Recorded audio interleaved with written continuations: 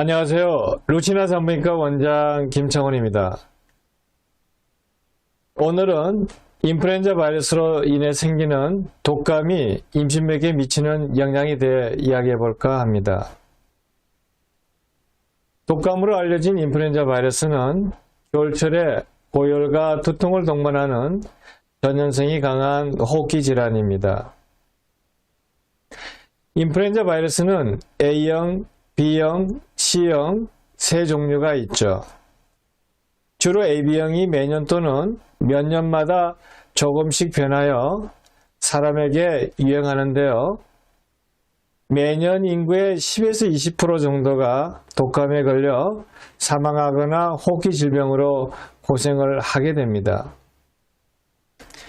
그리고 인플루엔자 바이러스는 10년에서 15년마다 크게 변이를 일으켜 대유행을 일으키기도 하죠.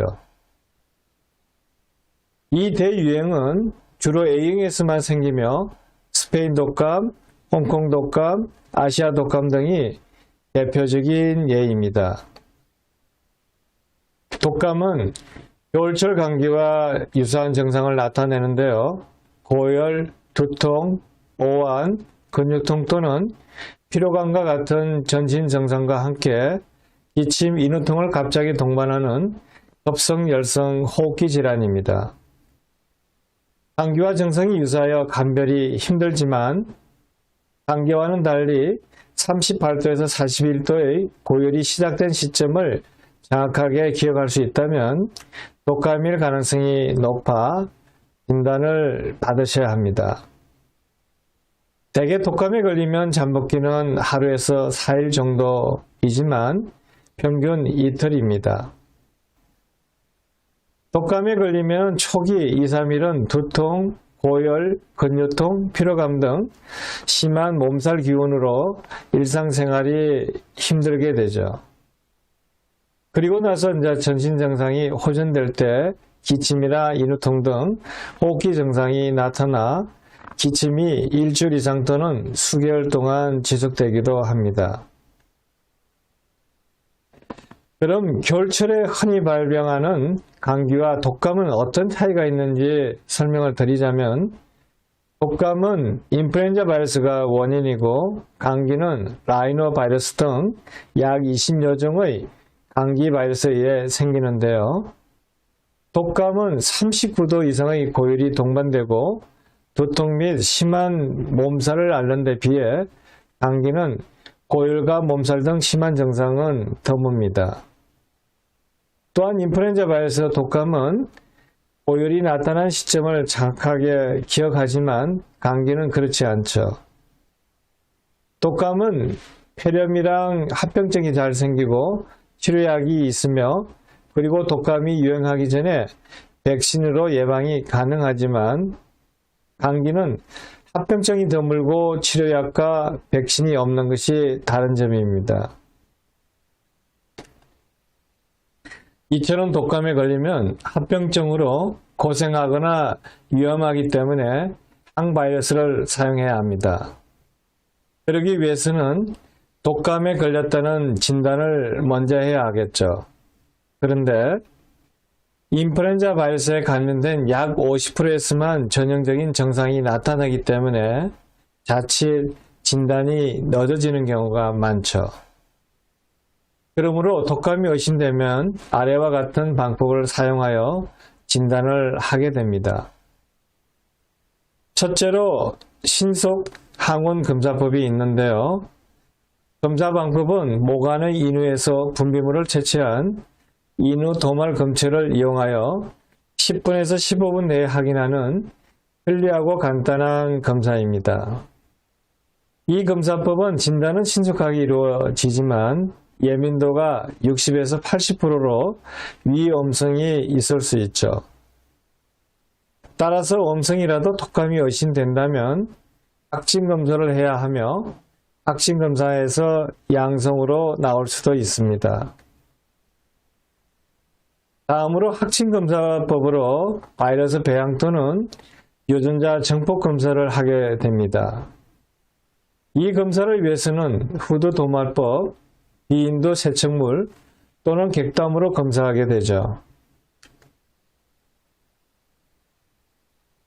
독감에 걸리면 무서운 합병증으로 인해 고생하거나 심각한 후유증 또는 사망할 수도 있는데요. 인플루엔자의 가장 흔한 합병증은 폐렴으로 인플루엔자 폐렴 또는 세균성 폐렴 등 2차적인 폐렴이 생기는 것이죠. 합병증이 잘 생기는 유형군은 65세 노인, 2세 미만의 소아, 임신부입니다.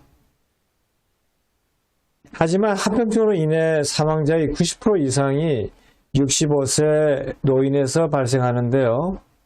이는 노인에서는 면역이 급격히 약해져 있기 때문입니다. 그리고 소아도 클록, 급성부비동염, 급성중이염과 같은 상부 호흡기 합병증이 빈번하고 인플루엔자에 의한 폐렴이 세균 폐렴으로 진행되어 심하면 사망에 이르기도 합니다. 임신부가 독감에 감염되면 심박수, 심박출량 또는 산소 소비량 증가, 혈량 감소, 면역기능 변화 등으로 인해 중증 합병증이 발생할 위험성이 증가하게 되죠. 비임신부에 비하여 인플루엔자 관련 합병증으로 병원에 입원할 가능성이 4배 이상 증가됩니다. 그리고 임신 초기에 오열에 노출되면 폐하의 신경계 이상을 초래하게 되죠. 자, 그럼 독감은 언제 유행할까요? 인플루엔자, 즉 독감의 계절 유행은 주로 겨울철입니다. 북반구 국가는 주로 10월부터 4월 사이에 유행하지만 우리나라는 대개 11월에서 1월철까지 유행하다가 다음에 3월에서 5월 사이에 다시 증가하는 양상을 보이죠. 그러면 독감 인플루엔자는 어떻게 전염되고 전염시키는 기간은 며칠일까요? 독감은 감염된 환자의 기침이랑 재채기에서 배출되는 비말에 의해 전파됩니다. 인플루엔자 바이러스는 건조한 점액에서도 몇 시간 동안 생존할 수 있죠. 그래서 악수 등의 직접 접촉이나 어류, 친구 등의 환경을 매개로 하여 감염될 수 있고 90cm 이내 거리에서 공기 감염으로도 감염이 되기도 합니다. 전염성이 있는 기간은 환자의 나이에 따라 차이가 있는데요. 성인의 경우 증상이 시작되는 하루에서 이틀 전부터 4일에서 5일 동안은 전염력이 가장 높습니다. 일반적으로 증상의 시작은 하루에서 이틀 전부터 3일에서 7일 후까지 전염력이 있고 소아와 면역 저하, 예를 들면 암 환자나 만성 폐질환의 경우는 증상 시작부터 일주일 이상 오랜 기간 동안 전염력이 있을 수 있습니다. 자, 이제 독감의 치료에 대해서 알아보겠습니다. 독감은 감기와 달리 치료제가 있습니다. 일단 독감으로 진단받으면 첫째로 항바이러스를 투여하게 됩니다. 인플루엔자 항바이러스제는 M2 억제제와 유라미니다제 억제제로 분류하는데요. M2 억제제는 A형 인플루엔자만 주로 사용하고 유라미니다제 억제제에는 타미플루와 리렌자 등이 있는데 A형 및 B형 인플루엔자 둘 다 효과적입니다. 두 제제 모두 증상이 시작되고 48시간 이내에 투약해야 인플루엔자의 증상을 완화시키고 병에 걸리는 시간을 줄일 수 있습니다. 여러분도 흔히 알고 있는 타미플루는 독감 치료제로 가장 잘 알려진 약이죠. 이 타미플루는 1세 이상 연령에서 사용 가능하며 증상 시작 48시간 이내로 사용해야 합니다. 복용자의 약 10%는 오심과 구토를 경험하는데요. 이때 음식하고 복용하면 이런 증상을 줄일 수 있습니다. 타미플루의 단점은 계절 인플루엔자 A형의 내성이 많으며 이때는 리렌자라는 약을 사용하게 됩니다. 다음으로 독감 치료제로 리렌자를 사용하는데요.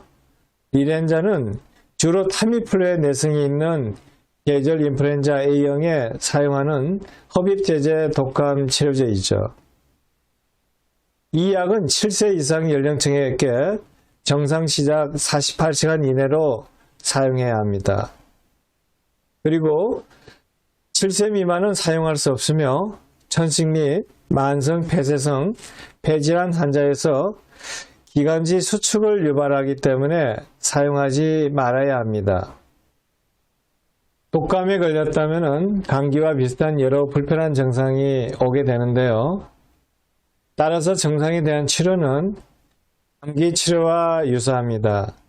만약 두통, 근육통 및 발열이 심하면 아스토아미노펜 같은 해열제를 사용하게 되죠.